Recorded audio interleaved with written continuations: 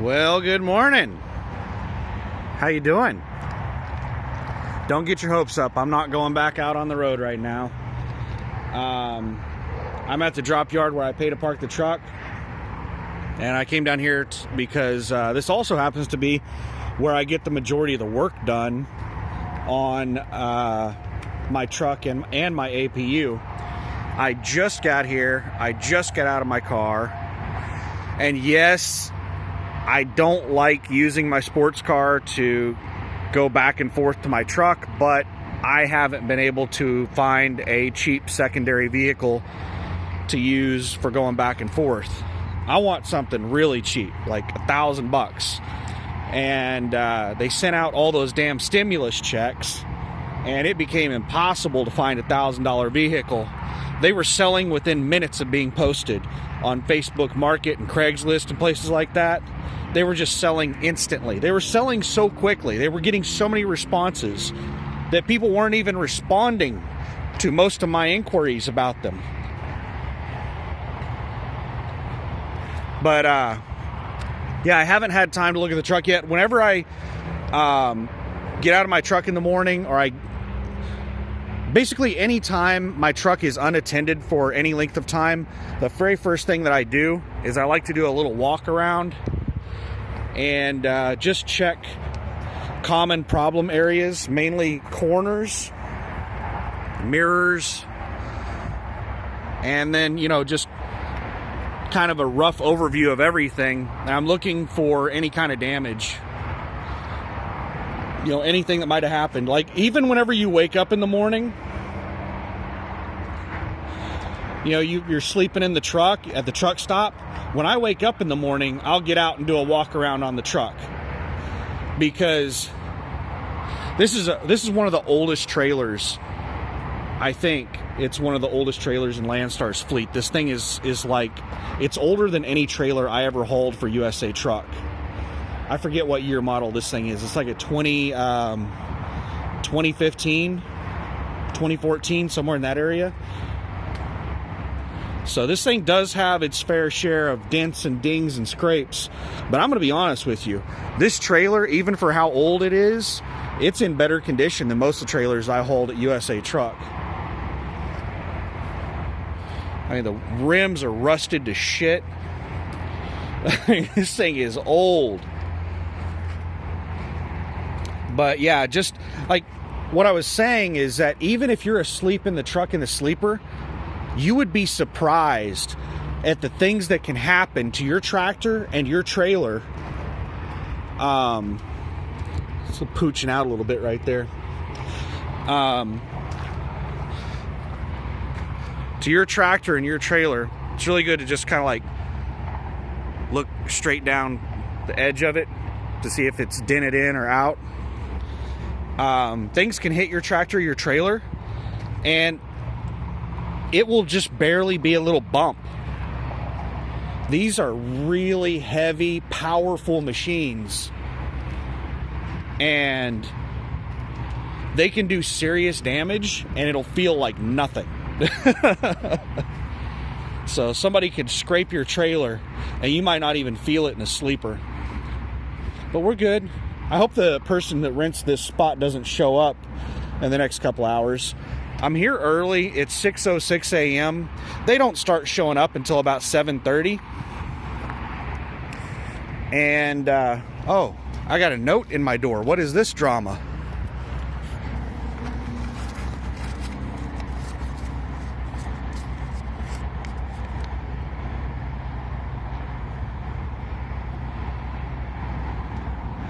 Oh, sorry. I hope you guys could not read that because it's got some dude's phone number. So there's another Landstar driver here, and I'm going to try to show you this note without showing Ron's phone number, because he's got his phone number down here on the bottom.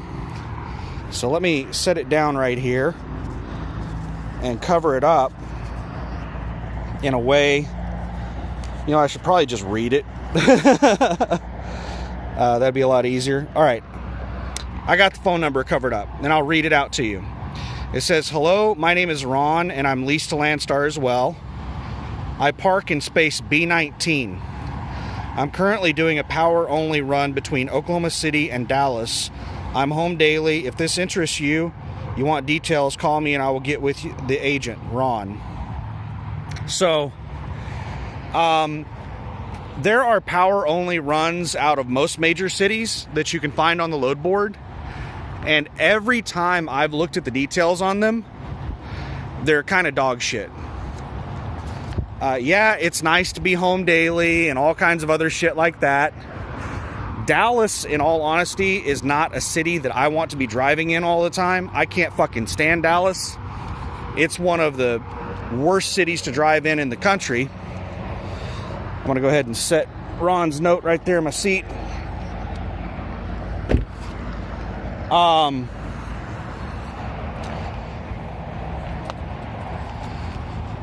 And on top of the line haul runs going into mainly really major cities that I don't want to be driving in, also they don't really pay that well.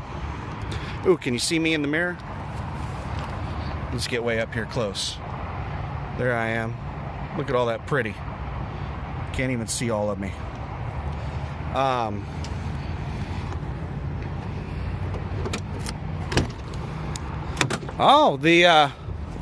got the APU completely shut off. Here's a little tip for you. I'll finish what I was saying about the line haul runs in a second. Whenever I leave the truck here, shit, there's fucking mosquitoes flying in. I'm gonna shut the door until I'm ready to get in. Because there's just like tons of mosquitoes here. And they just like, as soon as I open a door, there's just like 5 million of them fly inside.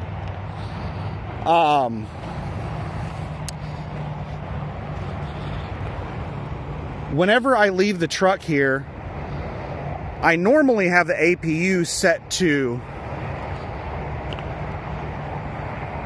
That is really weird. I see a blue light.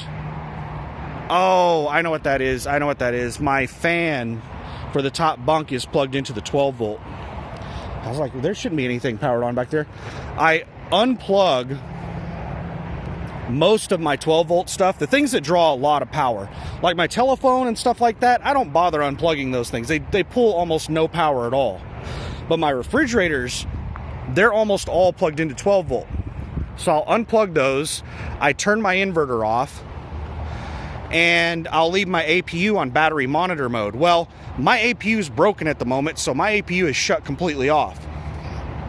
So I was actually surprised.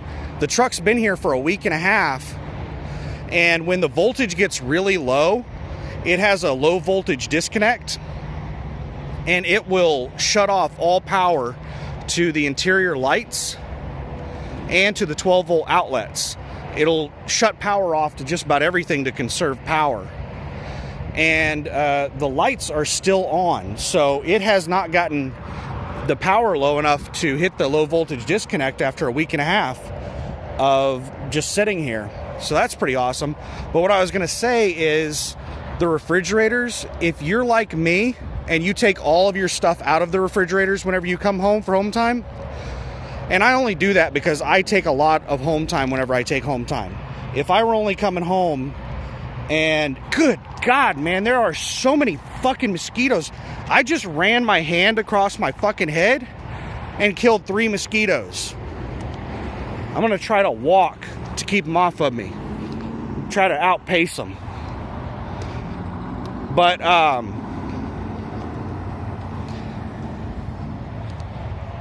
if I were just like coming home for like 1 or 2 days, I wouldn't bother taking all my shit out of my refrigerators.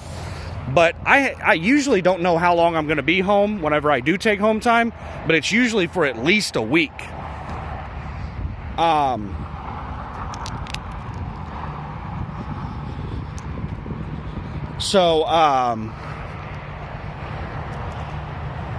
What I do is I take everything out of the refrigerators and I unplug them. Now there is an OEM like factory refrigerator in there, and I can't unplug that. I probably could, but I gotta have to get, I don't know, it'd be a pain in the ass to try to find a way to unplug that thing. I just turn that off. I don't unplug it. and I open up the doors to everything. If you don't open up the fucking doors, then it'll get real mildewy and stuff on the inside of them. They'll get real nasty on the inside. The water will not evaporate, and it'll get really rank inside of those things. So if you're like me and you leave the truck for a week or two and you unplug your refrigerators, make sure to open the doors on them. Let them air out so that they don't get mildewy. What I was going to say about the line haul runs is this, and I've talked about it many, many times in videos. There is that place where I got stuck a couple weeks ago. Actually, that was more like a month ago. They're expanding the parking lot right here, and it did not have grass growing on it a month ago. I don't know if they put gravel on it yet. But I drove out here trying to do a U-turn because the guy that was parked in this spot right next to me was pulled out right here. And I was trying to pull out to move my car into my spot. And I pulled out, and I was going to pull way out here and then circle around and then line up right there. And I didn't know that this was just a fucking mud pit. They just put clay down, and they didn't put... It feels fairly solid right now. I think it's solid when it's dry, but when it gets wet, I don't think they put gravel down yet. So anyway, I've talked about this in several videos. I've looked at the details on those line haul runs. I've never called and spoke with the broker on them, but several of those line haul runs, they put comments about like how they pay. And it's a fluctuating rate per mile, but they say it averages out to be roughly about $2.80 a mile. And you get a higher percentage. You get more than 60. Oh my God, there's so many fucking mosquitoes out here. It's like a swarm of gnats on me. Holy shit, man.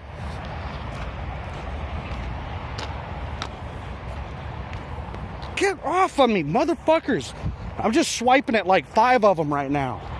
I didn't know mosquitoes can move this quick.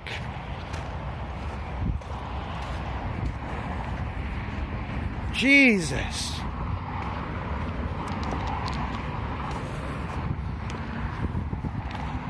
But anyway, it's like $2.80 a mile. You get like 70% instead of 65%. What other details are there? It's force dispatch. So this guy said that he's doing a dedicated run between Oklahoma City and Dallas. I've done line haul before, and shit changes on a daily basis. Yes, you may normally predominantly get one particular run all the time, but based on the number of loads that day and how many drivers they have available and things like that, you may get bumped to a different run. And every one of these line haul gigs I've seen are force dispatch.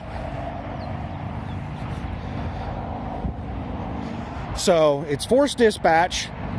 It's only $2.80 a mile.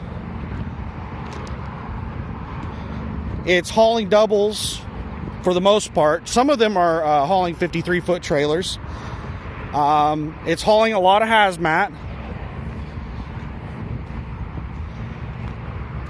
And it's going between terminals. Most of them that I've seen are between Central Transport Terminals. Central and apparently Yellow Roadway Company are like a... I didn't know Central and Yellow Roadway Company were the same entity, but apparently they are. Because that's what the notes say, is that you're going to be pulling Central and Yellow Roadway trailers. That's what I've seen on most line. Sorry about like all the movement, but like I have a herd of fucking mosquitoes chasing me down, and I'm trying to stay ahead of them. Oh my God, man, this is crazy. Jeez, I've killed like 5 of them. There's still tons of them.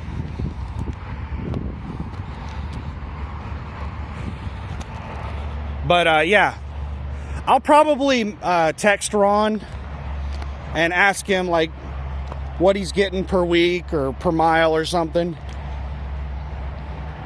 I don't really want to call him,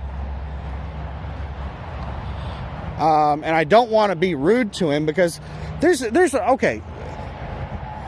lot of things that you can do in trucking, and we're not all of us, we're not out here trying to make the best money that we possibly can. I take a lot of time off. I'm very picky on the type of runs I take. So pay is not the only factor I take into consideration when choosing a load. So Ron loves being home daily. He loves just driving back and forth between Oklahoma City and Dallas. It's a nice, easy gig for him. He's not making as much money as he could because $280 a mile in the current market is terrible.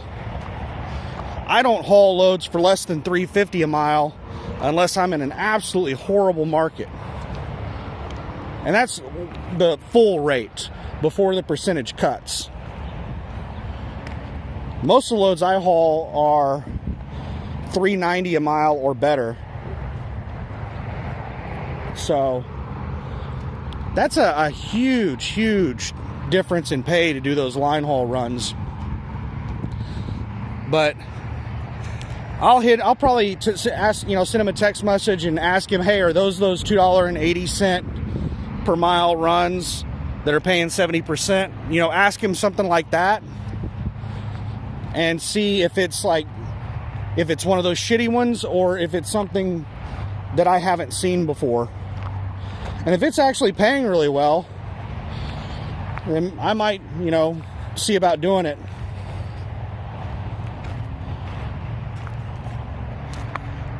But I think I'm gonna pause the video and maybe bring it back. One of the things that I wanted to do, let me show you something before I put the truck in the shop here in a minute, is those are my new headlights. Jesus, these fucking mosquitoes, man. Pop the hood.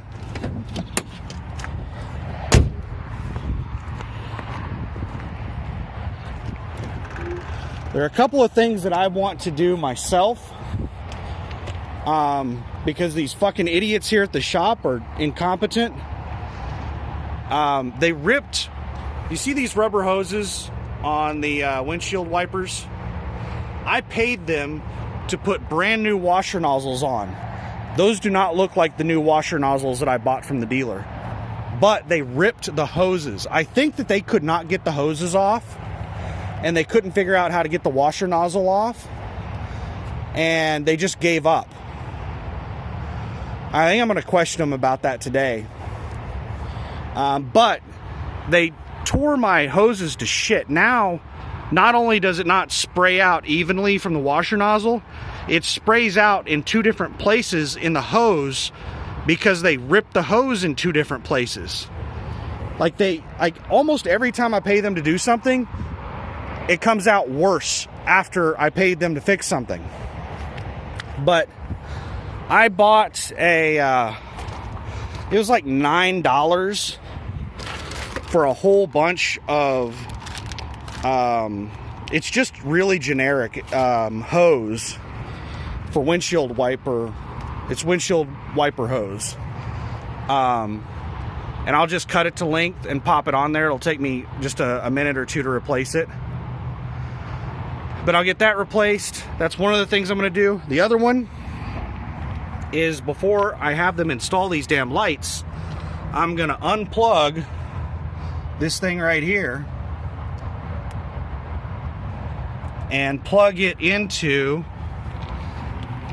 the new headlight assembly and make sure it works without a CAN bus error. Because this truck has detection on it, and it'll pop up with an error when there's a faulty headlight. So it can tell whenever there's like a voltage issue. I don't know exactly how it tells when a headlight's out. I'm guessing that it has to do with voltage or something, that it's able to detect. But before I have them put the lights in, I'm going to go ahead and plug these in and make sure that they actually work. Also, the other thing is there was a positive and negative connector on every one of the headlights. And I replaced, so in these headlight assemblies, not only are we putting in new headlights, I bought LED bulbs. So I don't know if you can see that LED bulb in there on the high beam. The low beam is a projector cover, so you can't see the LED bulb in there. But I replaced both the high and low beams with LEDs. And the plugs for them can go in either direction. They say if it doesn't work, flip it over the other way. I didn't know which line was positive and which was negative, but the connector on the LED cables have positive and negative little stamps on them. So I suspected that negative was black and the positive was the dark green cable. I just assume that anything that's black is the negative. So that's the way I wired them. So if it doesn't work, I may have to go through on every one of the lights and flip the cable over, which that won't take very long. But anyway, I'm going to go ahead and pause the video while I test the lights out and do the windshield washer cables. I'm going to do the washer cables first. Or not, they're not cables, but the hoses. I'm going to do those first. Because I don't want the engine running while I'm standing up there replacing those. But to have the engine running whenever I'm testing the lights will be fine. So I'm going to get those knocked out, and then I need to run the engine to charge the batteries. So I'm going to get those knocked out first. So I'm going to pause the video while I do that. All right. I got the hose for the washer nozzle installed. The hose was a little bit too big of a diameter, and it was leaking out of the hose. So I used zip ties to basically create a clamp on the hose. And then I also had to use zip ties to secure the, let me get over here to talk.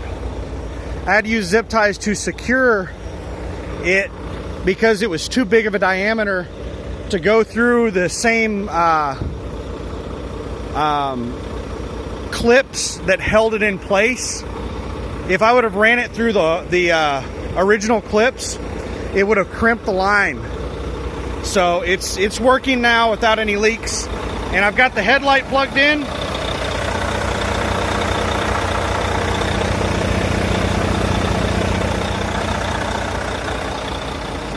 And I've tested high beams, low beams, signal, and flasher. Everything works. So we're good to go.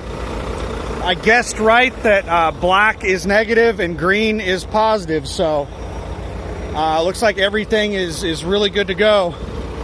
And even here in the daylight, the lights look pretty bright. But we'll have to wait until nighttime to see how awesome they are. But anyway, I'm going to go ahead and get that unplugged and get everything. I still haven't unpacked the car yet. So I'm going to get everything unpacked from the car. That big roll of shit right there, that foil insulation, it's basically the same material. It's foam with a layer of like aluminum foil on the outside of it. It's that same type of stuff that they make sun visors out of. You know, your windshield visors. Well, I could not find one for the Volvo. So I just bought a roll, and I'm going to cut that to the size that I want. And I'm probably going to end up buying another roll because there's not going to be a whole lot left over on this roll after I do the main windshield. There's enough to do the main windshield and a sunroof, and that's about it. I'm probably going to end up buying at least one more roll maybe 2 more rolls to get ones for all of the other windows and for my side windows. So whenever I park to go to sleep during the day, because I'm mainly a night driver, I'll be able to cover those windows. Now hopefully that's going to help with the heat in the truck, because the greenhouse effect inside the truck is absolutely insane. It gets crazy hot inside that truck during the daytime. So I also brought some spare parts with me. That box inside there is a spare alternator for the APU, a spare starter, some belts, and I think a water pump. But I'm hoping that the issue is either the starter or the alternator. I hope it's not the generator. Something on the APU is having a hard time spinning. It's like the bearings are going out in something. And I think it's most likely the generator, because Jesus, man, that light is so incredibly bright. That's the low beam. Do you see it coming out of there? I just looked into it and it's blinding to look into it. Looking at it from off to the side, it's not that bad. But looking straight into it, oh my goodness, that is blinding. That is going to be awesome. I'm going to have to make sure that I get them adjusted properly so I'm not blinding people. As long as they're pointed down at the road, then they can be as bright as I want. It's just whenever you have them shining straight forward, you blind everybody. But yeah, so I've got that, and then over here in the passenger seat, these are all my clean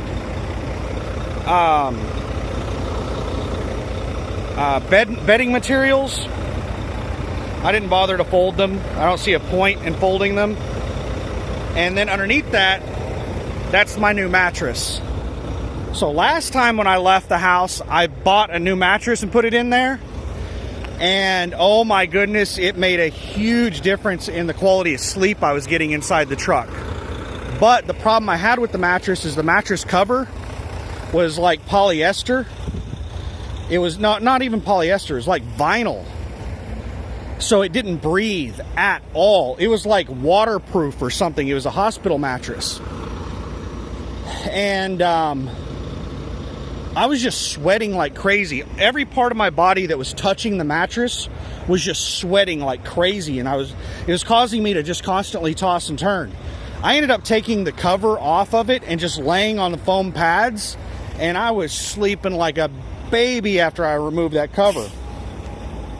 So I tried to find a different cover for it that breathed, and I couldn't find one. And the ones that the only ones I could find were not the right size. They were just way too big. There would be a ton of extra cover. It would just be a pain in the ass. And they were like 70 or 80 bucks. I only paid $140 for the whole fucking mattress. So I went out and I bought another mattress that was about 140 bucks. And this one has a cover on it that looks breathable. I haven't taken out of its air, like it's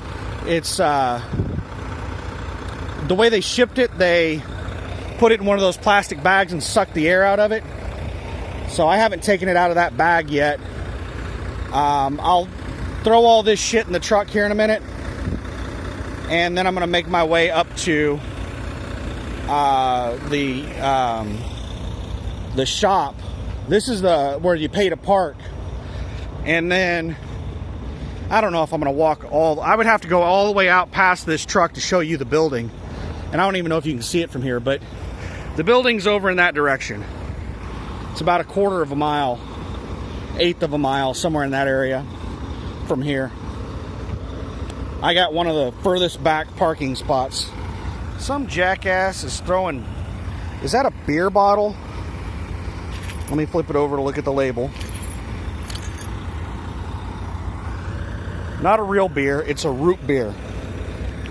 And there's more glass.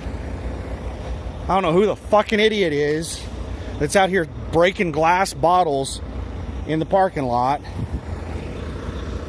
probably the dumbass that was paying to park next to me. That's just smart. Yeah. These tires on these trucks are real fucking cheap.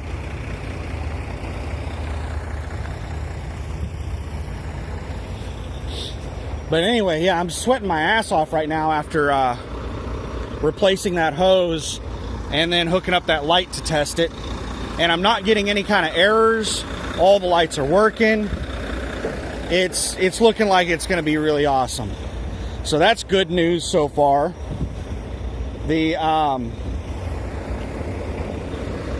Now the big surprise is going to be what's wrong with the APU. What's going to be the fix for the APU? So I'll probably upload another video today once I figure out what's going on. Once I find out what the damages are for the APU. I have not started looking for my next load because I don't know when I'm going to be ready to go.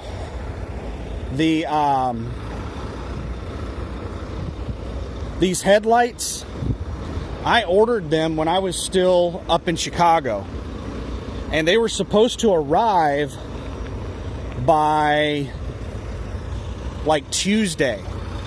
I ordered them when I was in Chicago on Friday, and they were supposed to be here that Tuesday. And then they updated the shipping, the ETA. I don't know who the hell they shipped it through, but I never got a tracking number for those headlights. It ended up being delivered to my door by, I think, UPS. But UPS just did like the last mile on the delivery or something. But, so initially it was supposed to be here Tuesday. Then they delayed it and gave me an updated ETA saying that it was going to be there on Thursday. And I had not scheduled an appointment at the shop at that time. So whenever they updated the ETA, I went ahead and called the shop and said, you know, can I get an appointment for... No. Initially, the first delivery was supposed to be on Wednesday. And I scheduled an appointment for Thursday of last week. And then they updated it. So it was initially Tuesday. Then it was supposed to arrive Wednesday. Then it got delayed to Friday. No, Thursday. So I bumped my appointment from Thursday to Friday. And then it got delayed to Friday, and I bumped my appointment from Friday to Monday. And then it got delayed again, and they said that it wasn't supposed to arrive until Thursday of this week, which is like 4 or 5 days from now. It's Monday of this week. It wasn't supposed to get here. Or no. Right now it's Wednesday of this week. So it wasn't supposed to be here for another 2 days. But it ended up getting delivered Friday night. So I called the shop Monday morning because they were already closed by the time it was delivered on Friday. So I called them Monday morning and asked them when I could, if I could reschedule earlier than Friday because it got delivered early. And I was able to get an appointment for today, Wednesday. So that's one of the reasons I haven't booked a load. The other reason is I don't know what exactly the fix for the APU is going to be. If it's going to be a replacement generator, then I may just stop using the APU. Because the generator from the dealer costs about $2,000. An aftermarket generator costs about $1,200. Now these generators are semi-standardized. It's not really a proprietary generator, but I don't think I'm going to be able to get much better of a deal than $1,200, even for an aftermarket. Now the shop here is an authorized dealer for what APU are they? They work on all APUs, but they're an authorized dealer for the one that has its own coolant system. The one that runs completely on its own. The only thing it shares with the main engine is the battery.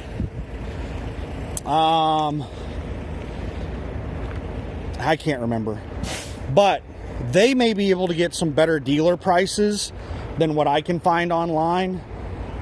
I doubt it. Most everything that they, come up with price-wise for me is the same shit that I can find online, and then they want a 25% markup on top of that to buy it for me.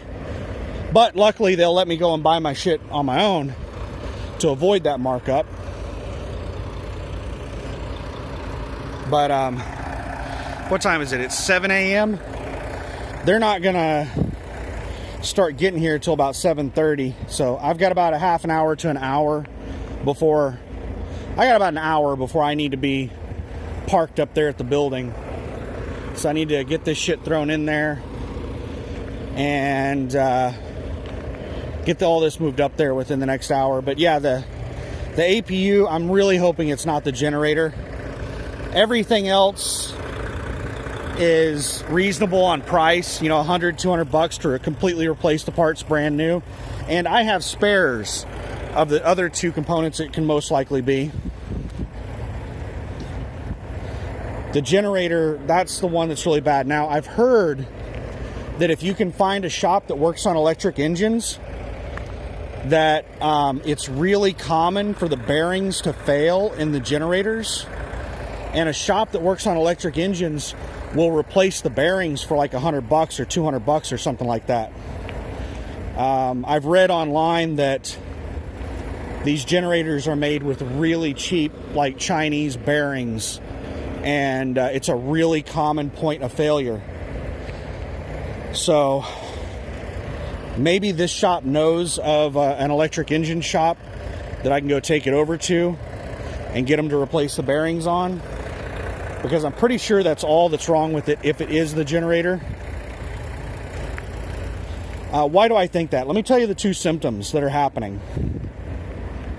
Number one symptom is whenever I try to start the APU, it just makes like a whining noise, like an electrical, like whine. I don't know how to describe it other than that. It's like it's trying to turn something and it's getting resistance and it's not turning. Occasionally, about 1 in 10 tries, it will just fire right up without making any weird noises. It'll start like normal.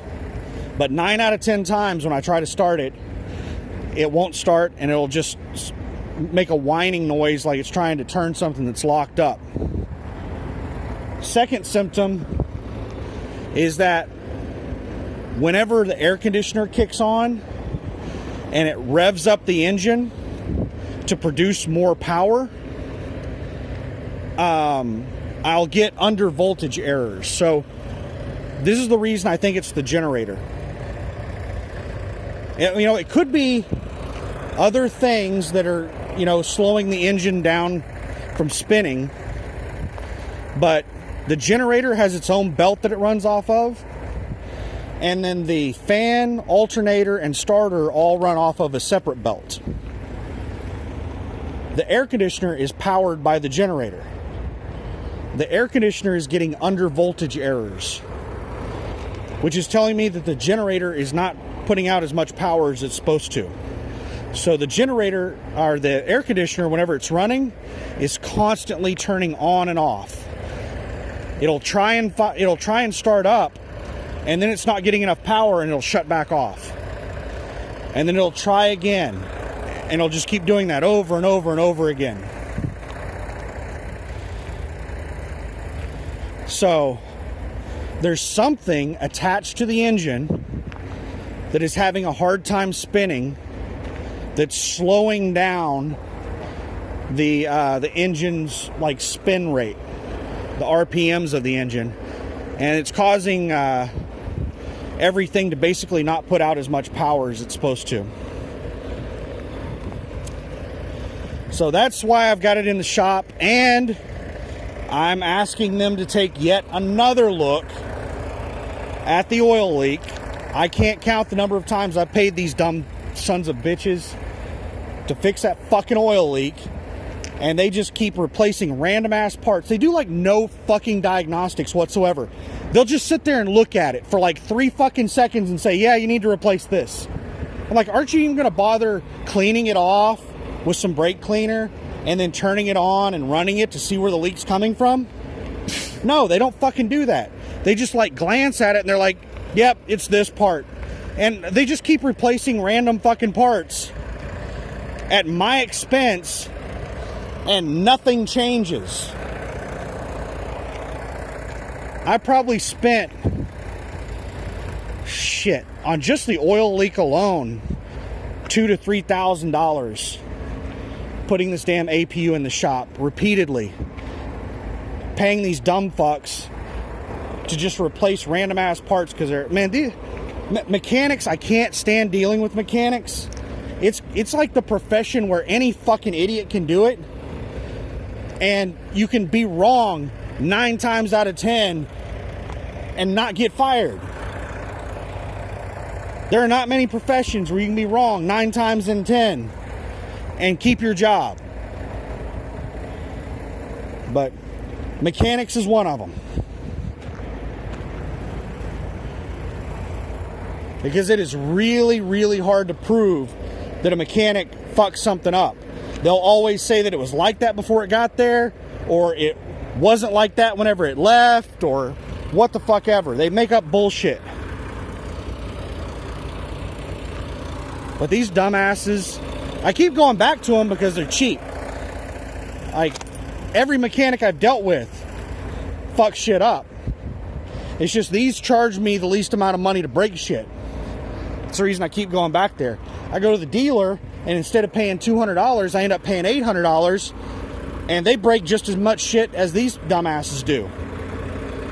So, anyway, I'm gonna go ahead and get all this shit packed in there, and I'll probably end up uploading another video today once I figure out what the APU situation is.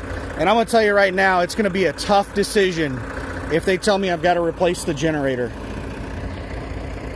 That's going to be a really tough pill to swallow, because I've already put $15,000 to $20,000 into repairs and maintenance on this APU over the last year. At what point do I draw the line and just say no more? I mean, it costs me quite a bit extra in fuel to idle the main engine, but $15,000 to $20,000 in fuel per year? I don't know about that.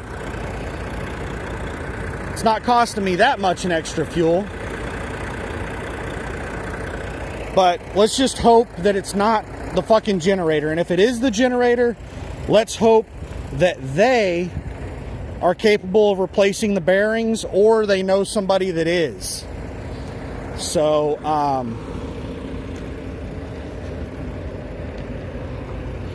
yeah. Anyway, I'll go ahead and upload this video, and then, yeah, like I said, I'll probably end up uploading another video or two today as we figure out what's going on. And I'm going to be hanging out at the shop today instead of just dropping the truck off. I'm going to stay here and watch them work to hopefully reduce the amount of shit that they break. And make sure that they do it properly. So, anyway, thanks for watching. Have a good one. Bye.